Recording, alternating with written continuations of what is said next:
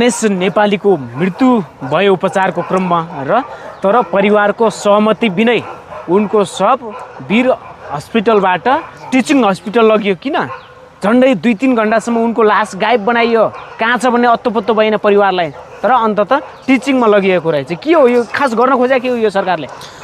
अब गणेश नेपालीको लाससँग यो राज्य डराइरहेको छ।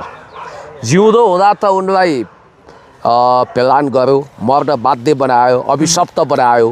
ट्राफिकको अनियन्त्रित नियमले, महानगरको अनियन्त्रित चेपुवाले गर्दा ती भाइले मृत्युवरण गरे।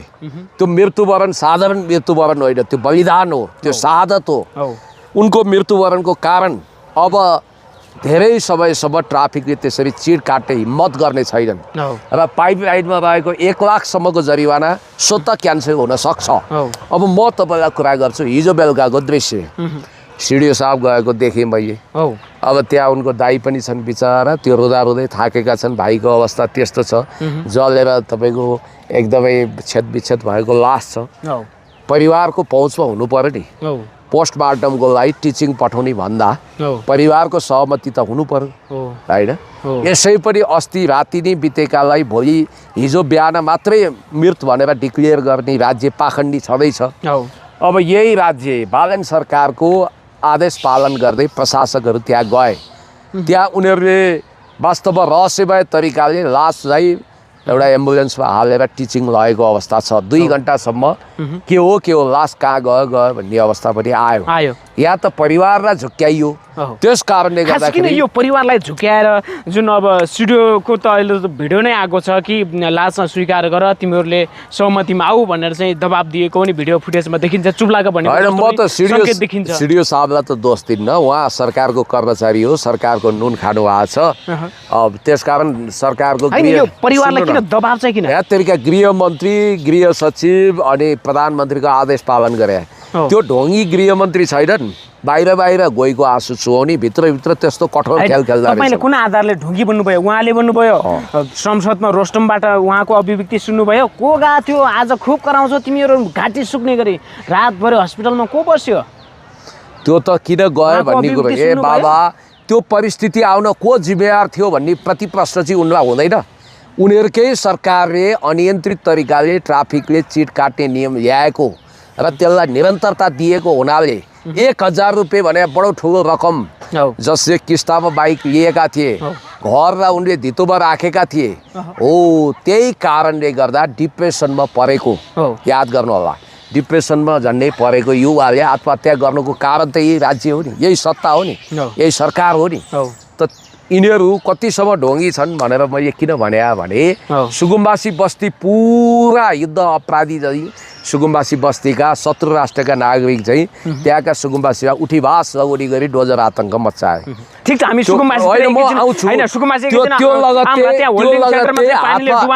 सुन्नु न, एकैछिन कुराकानी गरौँला हामी। त्यो लगत्तै हातमा टिओबीको ट्याटु खोप्ने मन्त्रीहरू त्यहाँ गएर रुवावासी गरे।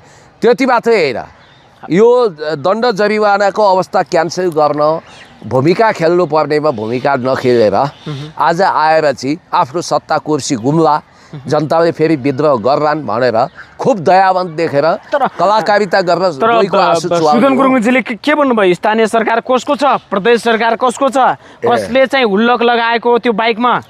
थाहा छ तपाईँहरूलाई? उनी जस्तो 2 दिनदेखि राजनीति गर्न थालेका, 2-4 महिनादेखि राजनीतिमा सामेल भएका। ए बाबा, महानगरपालिकालाई दोषी करार गरिदिनु भयो। ए बाबा, त्यस्तो स्थानीय सरकारलाई दोषी करार गरिदिनु भयो। उनी जस्तो अल्पज्ञानी गृहमन्त्रीलाई के थाहा छैन भने थाहा भएर पनि बुझपचाएको भए बेग्लै कुरो। महानगर छुट्टै टापु हो, यो नेपाल भन्ने देशकै राजधानी होइन। अनि महानगरपालिकाले यो चिडको नियम चाहिँ बालन शाहकै निरन्तरतामा अगाडि बढाएको होइन। यसमा सुनिताजीलाई मात्रै दोष छ। हो, सुनिताजीले यत्रो अनियन्त्रित चिड काट्नु हुँदैन भनेर भन्नु चाहिँ पर्थ्यो।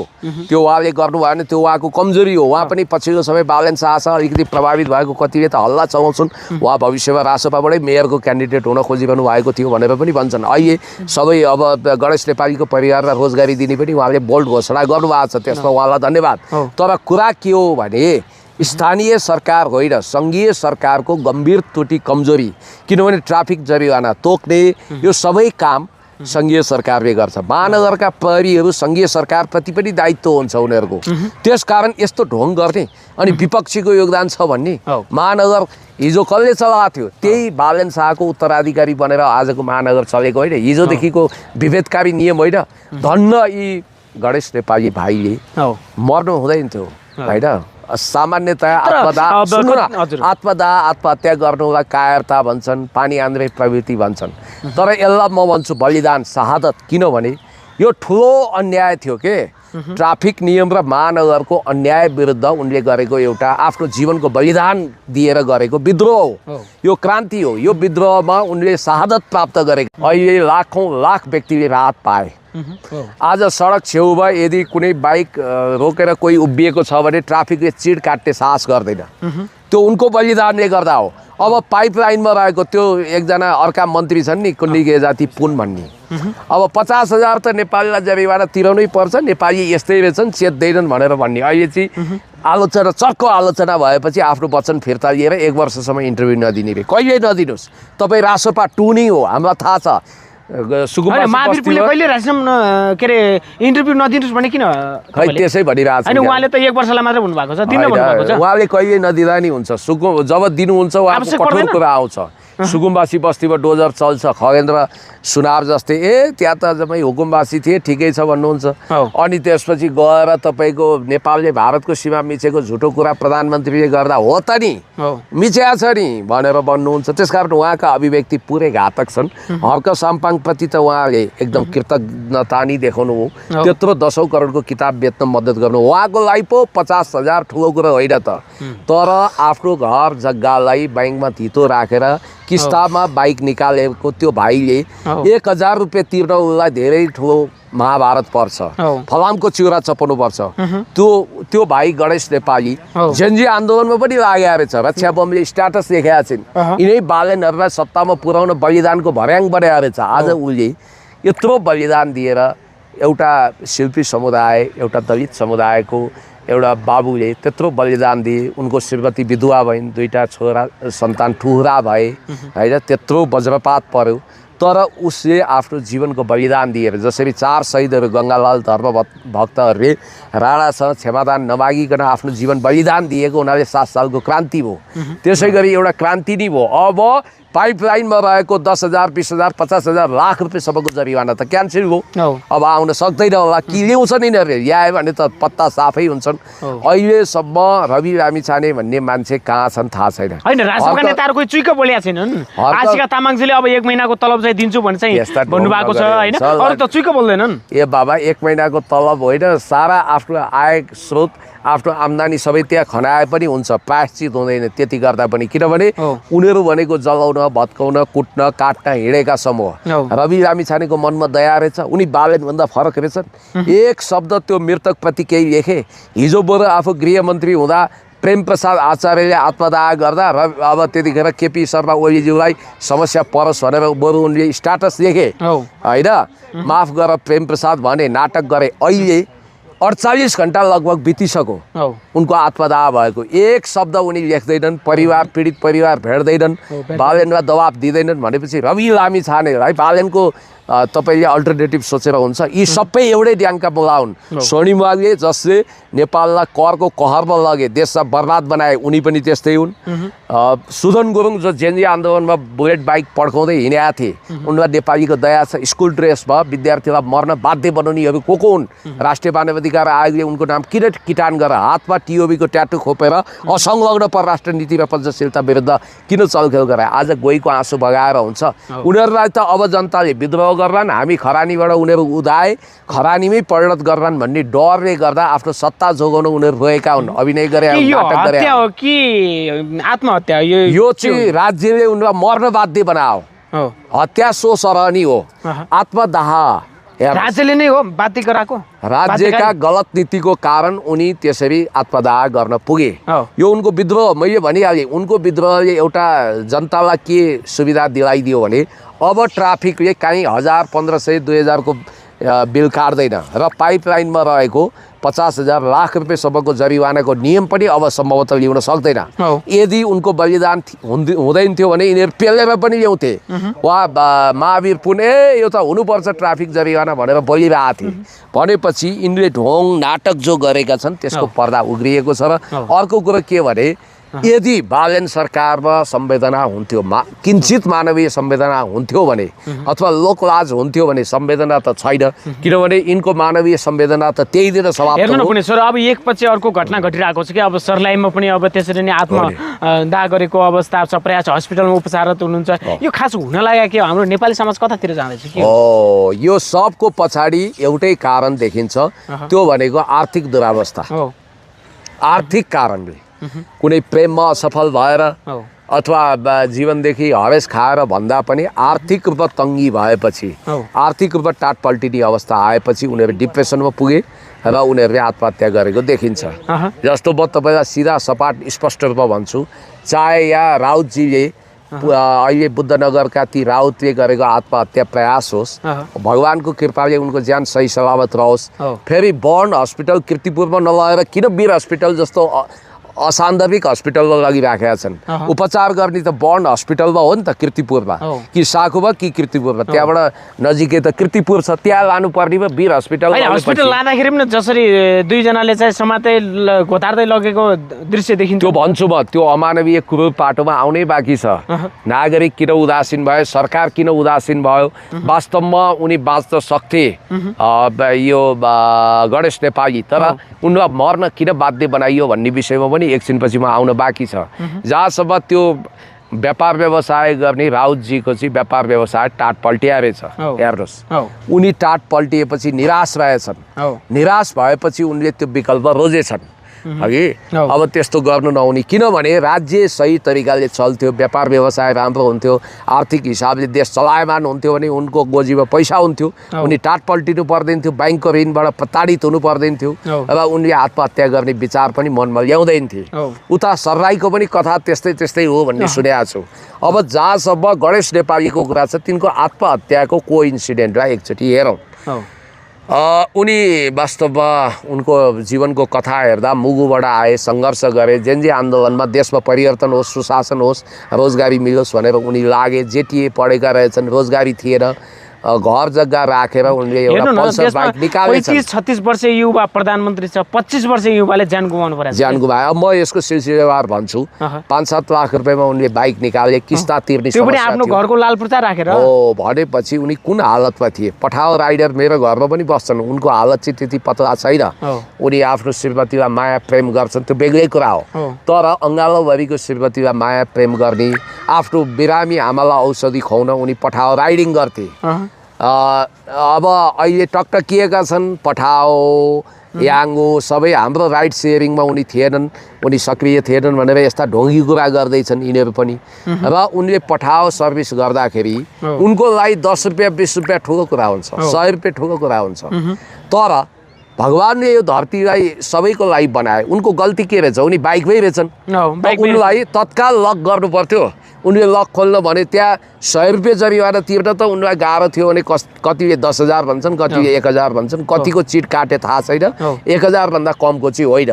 चिट काट्न थालेपछि, त्यो सङ्केत आएपछि लक लगाउने भने त चिट काट्ने तयारी हो नि। चिट काट्न जब थालेपछि हैन, लक लगाइसकेको छ, लक लगाइसके, त्यही त चिट काट्ने अन्तिम तयारी छ।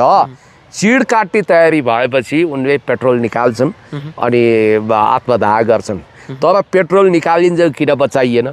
सलाई कोरेर वा लाइटर बालेर आत्मदाह गरिन्जेल उनलाई किन जोगाइएन? अब उनले जब पेट्रोल खनाए, ल भिडियो खिच्नुहुन्छ, उनको भिडियो खिच्ने कि उनलाई जोगाउने 10-15 मिनटसम्म उनलाई नगर प्रहरीले त भिडियो खिचेको छ, उहाँको भिडियो खिच्यो कि भिडियो खिच्ने कि तत्काल नगर प्रहरीको भ्यानमा हालेर अथवा एम्बुलेन्समा राखेर तत्काल बर्न हस्पिटल कीर्तिपुर पठाउने। भिडियो खिच्यो, उनी छटपटाइरहेको थिए, आमा बुवाको नाम लिइरहेको थिए, उनी बाँच्नै चाहन्थे। वास्तवमा मान्छे त्यो अवस्थामा आवेगमा आएर उनले त्यो निर्णय लिए, बाँच्न त चाहन्थे। अब उनलाई घोक्राई मुन्टाई एउटा युद्धबन्दी जस्तो, अपराधी जस्तो त्यो हालतमा 50% शरीर जलेको मान्छेलाई त्यो पनि असम्बन्धित हस्पिटल वीर हस्पिटलमा त त्यसको उपचार हुँदैन खासै, त्यहाँ प्लास्टिक सर्जन छैनन्। लानु पर्थ्यो ती नजिकै किर्तिपुरको बर्न हस्पिटलमा, त्यहाँ नलगेर तपाईँको त्यहाँ लगियो। त्यसमा पनि 2 घन्टा उनको उपचार भएको छैन त्यहाँ।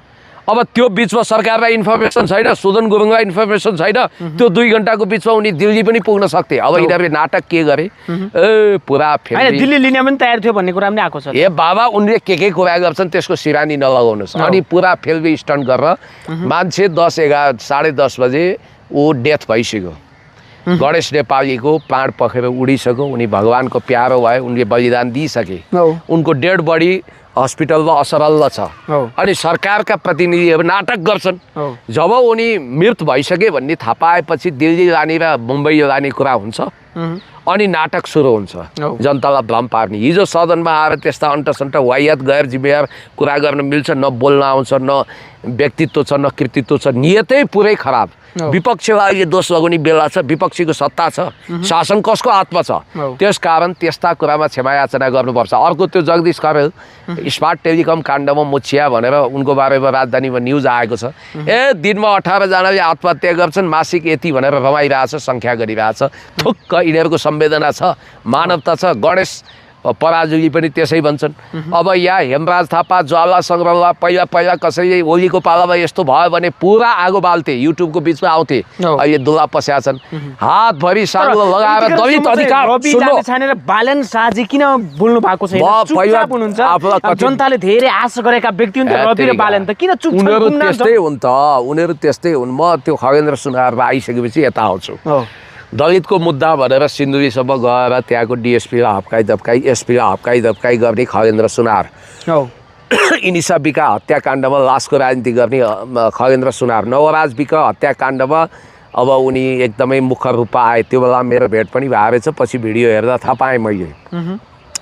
अब अहिले आएर रासोपालाई अवगाल पर्छ भनेर चुइक्क बोल्दैनन्, बोलेको पनि त्यो छिटो भाग्न खोजिरहेछन् भने घन्टीले गरेको सबै अपराधपूर्ण कर्मलाई उनी स्वीकृत गर्दैछन्। आज कहाँ दबे उनको आवाज।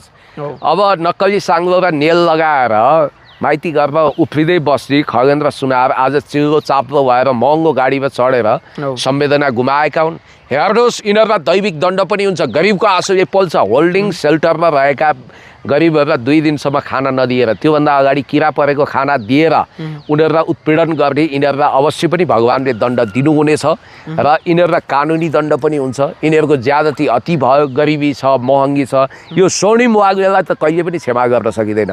बालेन शाह, रवि लामिछाने, सुदन गुरुङ, स्वर्णिम वाग्ले, यो होल क्याबिनेटले तपाईँको जनविरोधी छ, मानवता विरोधी छ, राष्ट्रघाती छ।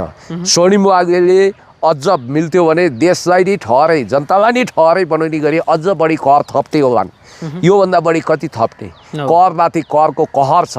हो अहिले भएका आत्महत्या आत्मदाहहरू यही आर्थिक तङ्गीको कारण। भगवान भोलेनाथ पशुपतिनाथ प्रार्थना छ, तर त्यो शङ्खमूलमा आत्महत्या गर्न खोजेको बुद्ध नगरमा ती राउत महोदयको र सर्राईबाट ल्याएको बिरामीको अवस्था सही सलामत होस्, उनलाई स्वास्थ्य लाभ होस्, उनको जीवन तलमाथि नहोस्। हजुर पुण्य छ। यो जुन अब रवि लामिछाने उसको भनिरहनु भएको थियो, रवि लामिछाने बालन शाह किन चुइक्क बोलेका? तपाईँहरू मलाई भन्नुहुन्थ्यो रवि लामिछाने बालनको अल्टरनेटिभ बन्न सक्छ। जनताले धेरै आश गरेका व्यक्ति हुन् यिनीहरू त। कि आश गरेर निराश भएनन्। आज 48 घण्टा भयो उनी कहाँ छन्, कहाँ बेखबर छन्? के उनलाई फेसबुकले प्रतिबन्ध गरे हो?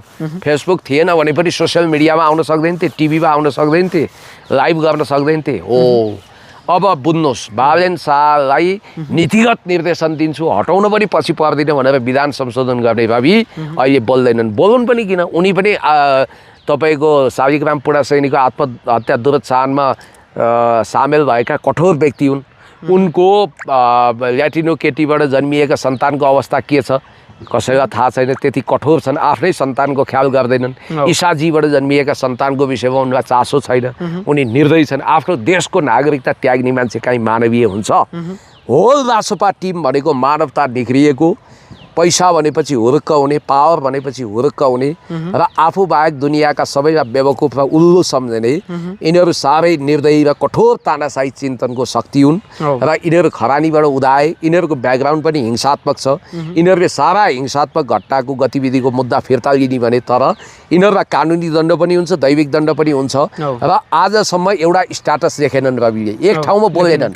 उनलाई संवेदना छ, अब नाटक गरे पनि पत्याउँदैनन्। अब बरु प्रेम प्रकाशको बारेमा उनले 5 मिनट नबित्दै त्यतिखेर आत्मदाह गर्नेको बारेमा लेखे, क्षमा मागे। अहिले किन बोल्दैनन् उनी? के हो रवि लामिछानेको नाटक? के ढोङ हो? त्यसकारण अब रवि बालेन सबै असान्दर्भिक भइसके।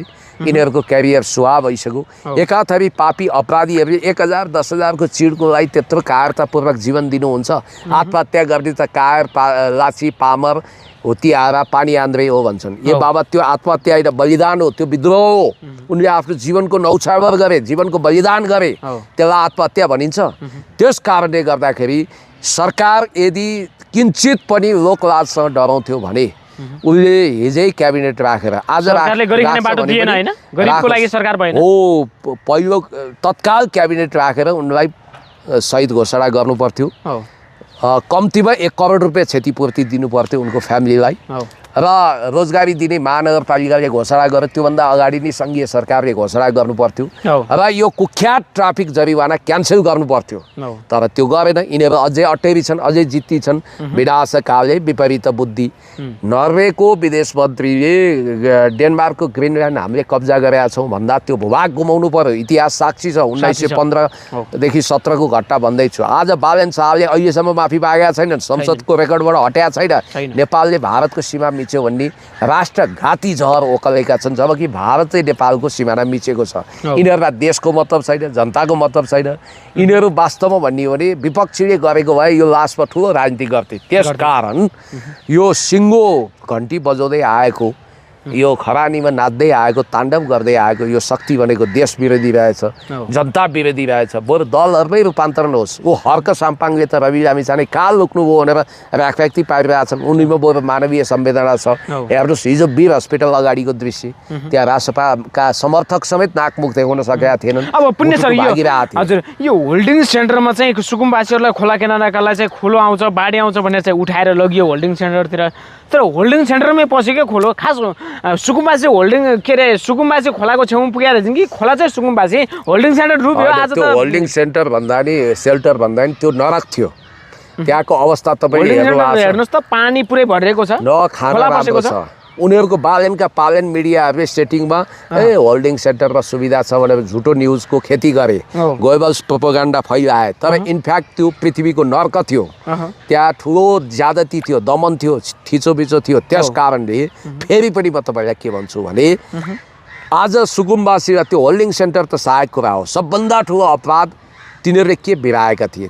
यो देशको नागरिक थिए, तिनीहरूले सहकारी ठगेका थिएनन्, सिंहदरबार जलाएका थिएनन्, BICC जलाएका थिएनन्, तिनीहरू अमेरिकी युथ काउन्सिलको मेम्बर थिएनन्, तिनीहरूले नेपालको महान नागरिकता त्यागेर अमेरिकी नागरिक बनाएका थिएनन्, तिनका छोरीचेली भाइ भतिजीहरूले भारतमा विवाहबारी गरेका थिएनन्, ती त देशभक्त नागरिक थिए। त्यहाँ अस्ति एउटा डुबेर मरिन्, तिनको बारेमा पनि हार्दिक संवेदना दिनु, श्रद्धाञ्जली दिनुपर्छ। जसरी हामीले गणेशलाई अलविदा अलविदा अलविदा हार्दिक श्रद्धाञ्जली भन्यौँ एउटा शिल्पी समुदाय, एउटा नितान्त गरिब वर्गको मान्छेलाई। अब त्यो तपाईँको सुकुम्बासी बस्तीमा निर्ममतापूर्वक डोजर चलेपछि 5 जनाभन्दा बढीको ज्यान गइसकेका छ। 3 जनाले आत्महत्या गरे, 2 जना रोगले ढले भने त्यो अपराध आँसुले यिनीलाई पोल्दैन। कठैबाट रुँदै कराउँदै आएका छन्, सबै चिच्याट गरेका छन्। यिनमा त मानवता भन्ने पित्को पनि छैन। यिनीलाई ठुलो दैविक दण्ड लाग्छ। यिनीले पृथ्वीमा भोग्नुपर्छ, मरेपछि पनि यिनीहरूले नरक खस्नुपर्छ। सधैँभरि सत्ता र शक्तिमा हुँदैन कोही पनि। याद गर्नु होला, सत्ताधारीहरू तपाईँहरूले ठुलो अपराध गर्नुभएको छ, गल्ती गर्नुभएको छ, प्रायश्चित गर्ने ठाउँ पनि छैन। दुधको साक्षी बिरालो भने दुधको साक्षी बिरालो भने चाहिँ रवि लामिछानेहरू पनि यो बालेन शाहको सरकारको कुकृत्यको सबै साक्षी बचेका छन्। यिनीहरूलाई पनि अपराधको छिटा लाग्छ। छिटोभन्दा छिटो, जति छिटो यो सरकार देशबाट बिदा हुन्छ, जति छिटो यो खरानी ग्याङहरू खरानीमै परिणत हुन्छन्, त्यति देशले सुख पाउँछ। यिनीहरूले न सुशासन दिन सके, न विकास दिन सके। आज शोधनान्तर व्यापार घाटा बढेको बढै छ। नेपालको राष्ट्र बैङ्कमा डिपोजिट भएको विदेशी मुद्राको सञ्चितले 7 महिनाको आयात धान्दैन। 5 खर्ब रुपियाँभन्दा बढी सेयर बजारमा पब्लिकको पैसा नष्ट भइसकेको छ, त्यति पैसा गुमिसकेको छ।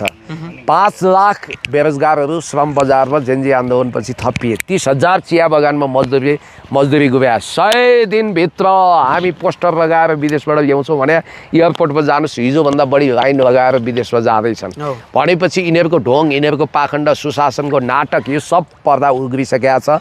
धोती उडाइसकेको छ, कन्दनी मात्रै बाँकी छ। नागरिकको नजरमा यिनीहरू पुरै गिरिसके। अहिले पनि कसैले यदि ओहो यिनीहरूले गर्छ भनेर सोध्छ भने ऊ कि त नितान्त पागलपनमा छ या त उसले तथ्य बुझेको छैन। सर, समय सम्वादको लागि यहाँलाई धेरै धन्यवाद। तपाईँलाई धेरै धेरै धन्यवाद। र अन्तिममा अहिले सोसियल मिडियामा केही ढोङ्गी बाबा माताहरूको बारेमा बोल्ने भनेर चर्चामा आएकी एकजना वेदिका केसीको विषयमा अघि पनि मैले बोलेको छु। प्रकाश सुवेदीले जसरी त्यस खालका इन्टरभ्यूहरू पब्लिस गरेर पब्लिकलाई भ्रमित गराइरहेछन्, उनले पवन मैनालीको हकमा राम्रो गरे, हामी धन्यवाद दिन्छौँ। तर वेदिका केसी जम्माजम्मी +2 या ब्याचलरसम्म कतिसम्म पढेको, पास नगरेको रहेछन्, कुनै शास्त्रीय ज्ञान छैन। तर उनको कारणले भनेर उहाँ पाथिभरा माताले विष खाएकी छिन् सुर्खेतमा, उनको स्वास्थ्य लाभको कामना। र यस खालको मिडियाबाजी बन्द गरौँ।